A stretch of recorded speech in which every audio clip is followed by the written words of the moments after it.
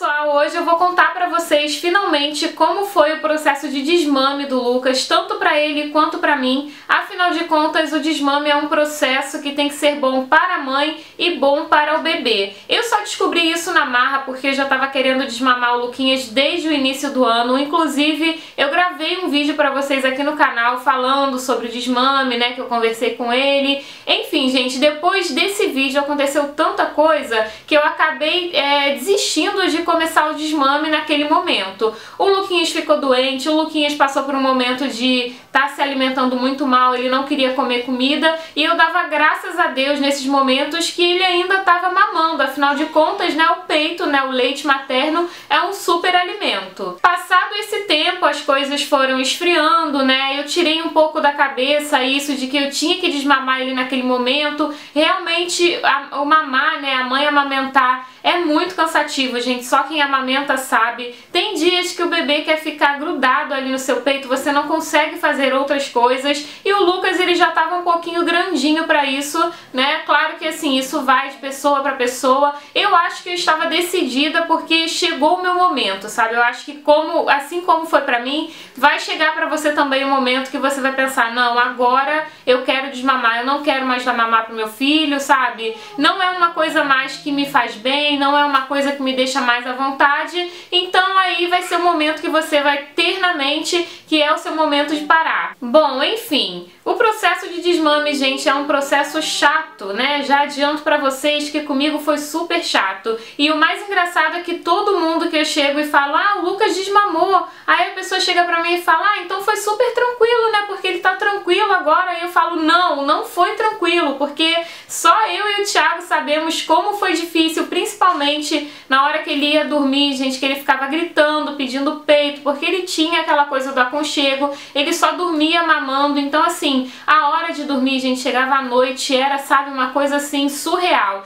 Ele chorava, gritava, eu acho que os vizinhos deviam pensar que eu tava matando a criança, mas não era. Ele só queria o peito e de tanto chorar, ele acabava dormindo assim, sabe, vencido pelo cansaço, de tanto chorar. Mas como eu tava decidida a realmente não amamentar mais, sabe, às vezes dava aquela vontade assim, não, então vou dar hoje pra ele dormir rápido, tô cansada. Aí nesse momento você tem que parar e pensar, não, eu não posso, porque eu decidi, eu já comecei o processo, então agora eu vou ter que aturar esse choro, vou ter que aturar essa chatice do bebê, né, pra dormir, porque é a minha decisão, eu não posso voltar atrás, senão vai atrasar todo o processo, todo o avanço que você já teve vai por água abaixo. Comigo foi mais ou menos assim, gente. Eu acordei um belo dia e pensei, hoje vai ser o dia que eu não vou mais amamentar o Lucas. Hoje eu vou tirar o mamar dele de vez. Mesmo que ele chore, que ele se jogue, ele pode fazer o que quiser. Eu não vou mais amamentar o Lucas a partir de hoje.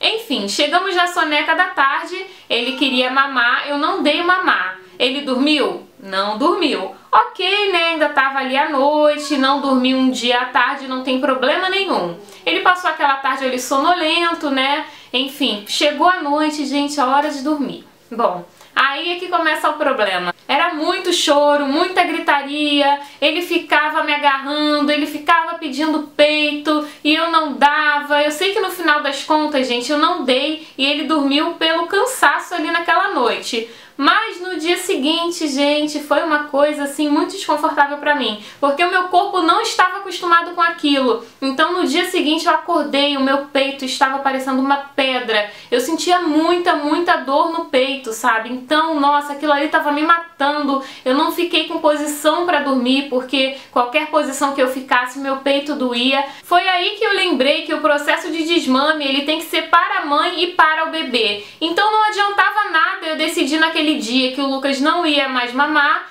e aí eu ficar com dor no peito, ficar aquele peito pesado, sabe? Porque o meu corpo não estava acostumado àquilo. Então antes de parar totalmente de amamentar o Lucas, eu precisava acostumar o meu corpo. Fora que no dia seguinte, além de eu estar ali com o peito muito dolorido, gente, eu tava com a consciência super pesada por ele ter chorado tanto e eu podia ter dado uma coisa que eu tinha ali no momento pra ele acalmar, pra ele dormir tranquilo, sabe? Então, fora a dor que eu tava sentindo, né, no seio, Eu tava ali com a consciência muito pesada, gente, tanto que a primeira coisa que eu fiz quando ele acordou foi dar o mamá pra ele, sabe? Porque foi a única solução que eu vi ali de tirar aquele desconforto que eu tava sentindo também.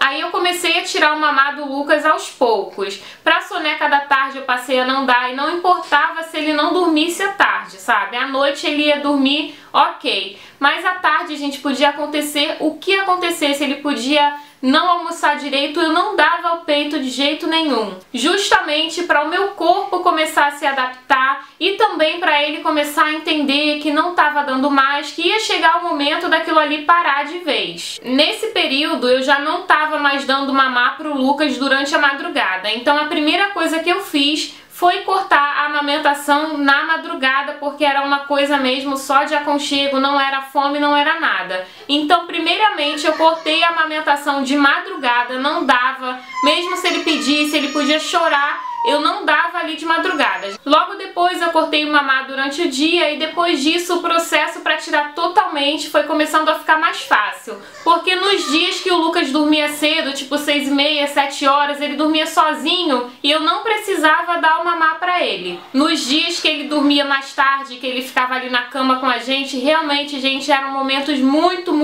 estressantes. A pior coisa que tem é você ver o seu filho chorando, berrando ali do lado e nada daquilo que você faça, né, vai parar o choro dele, gente. Então pense em momentos realmente estressantes. Mas pra gente encerrar a amamentação, infelizmente a gente tem que passar por isso e dê graças a Deus, né, se o seu filho desmamou naturalmente, porque realmente esse processo de desmame é muito cansativo e é muito estressante. Hoje em dia o Lucas não mama mais, gente, de jeito nenhum. O desmame foi total mesmo. O meu corpo se adaptou direitinho, inclusive eu não tenho nem mais leite, pra vocês terem noção, e deve estar fazendo agora nessa semana 1 mês que o Luquinhas parou de mamar. O meu corpo já se adaptou totalmente.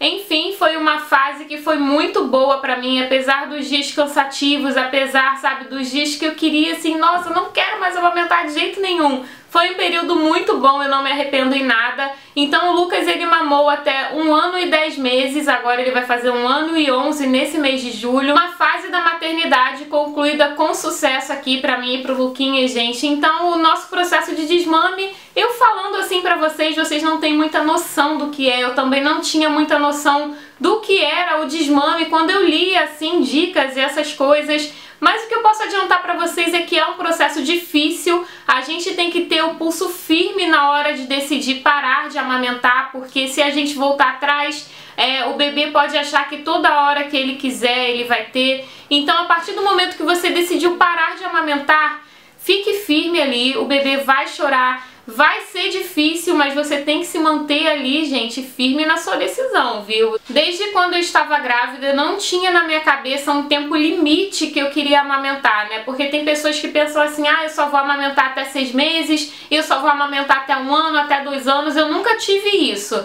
Então eu preferi viver ali a experiência. Uma curiosidade que muita gente tem, que eu tinha também, era sobre engordar, né? Depois que parasse de amamentar. E, gente, engorda, tá? Com 1 semana que o Lucas não estava mais mamando, eu engordei 2 quilos. Então eu comecei a preocupar, né? A me preocupar com a alimentação, evitar, assim, algumas coisas que eu comia, né? Evitar algumas besteiras durante a semana, porque engorda mesmo, engorda de verdade. E eu só tive certeza disso com a experiência, né? Pra você ver. Então agora eu posso falar pra vocês que realmente acontece. O meu corpo ainda não voltou ao normal, no caso o meu peso, né?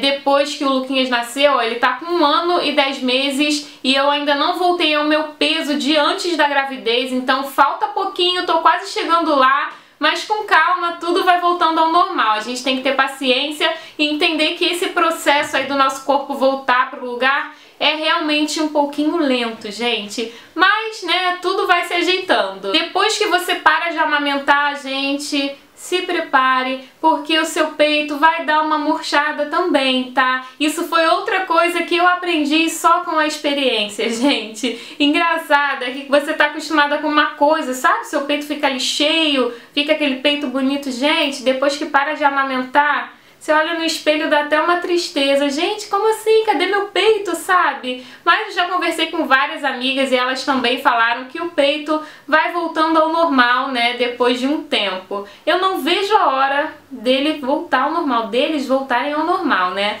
Mas a gente tem que ter realmente calma, gente. Se você já passou por esse processo ou se você estiver passando, deixa aqui, gente, nos comentários como que foi pra vocês, como que tá sendo. Se você tiver dúvida também, pode deixar aqui nos comentários, tá? Que eu vou adorar tentar tirar as dúvidas de vocês. Um beijo grande pra vocês, até o próximo vídeo e tchau, tchau!